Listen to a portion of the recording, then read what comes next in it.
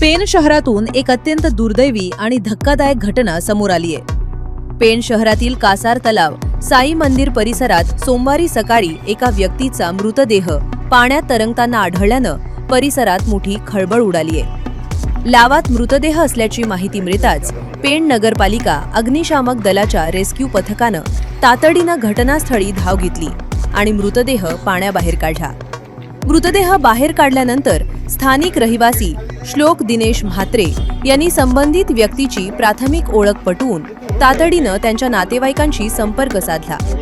त्यानंतर मृत व्यक्तीचे नाव प्रशांत चंद्रकांत जाधव, वय 52 वर्ष असून ते पेण येथील फणस डोंगरी परिसरातील रहिवासी असल्याचं स्पष्ट झाले। नातेवाईकांनी दिलेल्या प्राथमिक माहितीनुसार मृत प्रशांत जाधव हे गेल्या 30 ते 35 वर्षांपासून मानसिक आजारानं त्रस्त होते। त्यांच्यावर पेण येथील शासकीय रुग्णालय तसेच ठाणे येथील मानसिक आरोग्य रुग्णालयात उपचार देखील सुरू होते।